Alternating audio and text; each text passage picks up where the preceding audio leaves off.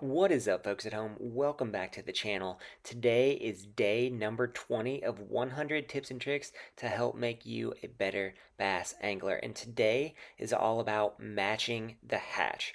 Now, a lot of times in fishing, when we talk about matching the hatch, we're talking about making your bait or your presentation look just like what the fish are feeding on at the time. And that's going to change seasonally. It's going to change depending on water temperature. But here is a great example of what matching the hatch can do for you. There we go. Number one on the spider grub. That took 3 minutes. Nice fish, spider grub. So every time that you go fishing, you want to understand what those bass are actively feeding on.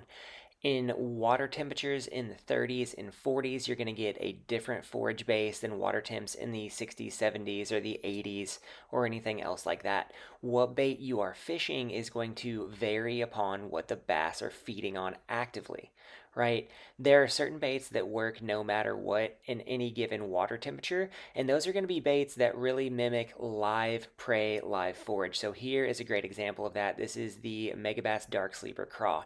From waters to the 40s all the way up into the 80s, this is going to get bit simply because crayfish are generally active in almost all water temperatures. Now, when it gets super cold, those crawfish are going to go dormant, but those fish will still hit a crawfish style bait or pattern because they're so hardwired and programmed in to hit that bait, right? So there are baits that work across the water spectrum. There's certain times of year when they work better, but generally speaking, a crawfish style bait is one that's always going to generally work for you. Now, the clearer the water, the clearer the lighter tones that you want to go. The darker the water, the darker tones that you want to go. If you look at crawfish in a creek where it's super clear, those crawfish are going to be the exact color of the bottom of the rocks. If you look in a pond and it's super murky and muddy, those crawfish are going to be more black and orange, right? So that they can stand out and see one another in those water temperatures.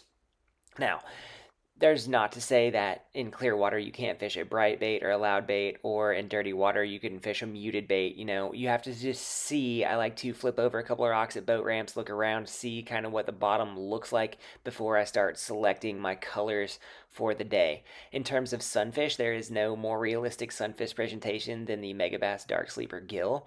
This is a bait that I have ultimate confidence in because it's one, a swim bait that looks ultra realistic.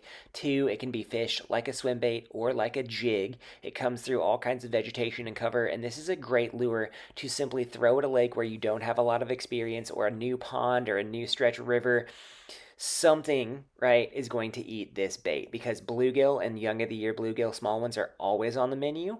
This is one of those baits that's going to have an application from cold water all the way up to warm water. The aggressiveness and the ability to fish it with pace and different things like that changes with water temperature, but a bluegill is something that bass are always going to eat, that predator fish are always going to eat. So these are two great examples of baits that match the hatch and that have applications in cold water all the way up to warm water. And there are certain baits that have, a niche application here and there. Here's another bait that will get bit in any kind of water, and this is the Megabass Spark Shad on an ebb and flow upgrade jig head. This is an 1/8 ounce jig head. This is a 3-inch swim bait, and literally you can pop it through weeds. You can bring it through different situations and settings, and it's always going to have an application. Anytime bass are feeding on bait fish, if you pick up a swim bait and either drag it through those rocks or swim it over the top of those schools, it's something that's going to get bit, right? So matching the hatch becomes super important. The more pressured fish are,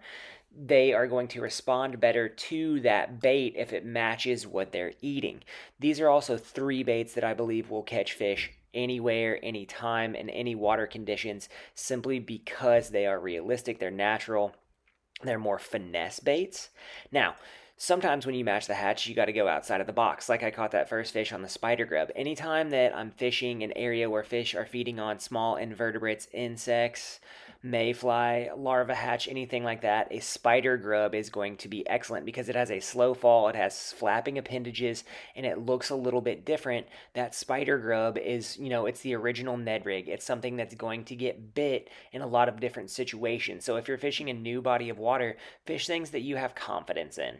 One of the big things in matching the hatch is look around you, understand what fish are feeding on, and then do your best to make your baits look just like that. You're going to catch more fish by doing that, and you're going to allow yourself to have, more fun on the water because you're simply fishing baits that are active and that are like the baits that they are already feeding on, right? So think swim baits, think jigs, think spider grubs. Ned rigs are also great and a excellent way to kind of match the hatch. Now, if fish are feeding on, crazy looking minnows or pinfish or things like that, you can mix those baits in, but generally speaking, your more natural baits in clear water are going to get bit. Here is a Ned Bomb by Missile Baits on that upgrade jig head, and this is one that I like to fish when they're feeding on log perch or perch up in shallow water.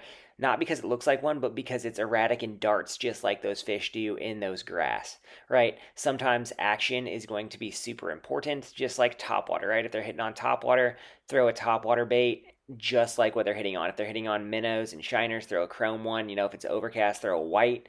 You just kind of mix in, and the more time you spend on the water, the more familiar you'll get with matching the hatch, right? Guys, if you enjoyed today's video, give us a like and subscribe. Let us know in the comments what you want to see on the channel. We will be back tomorrow with day 21 of 100 tips and tricks to help make you a better bass angler. Tell your friends, tell your parents, like, subscribe. We'll see you tomorrow.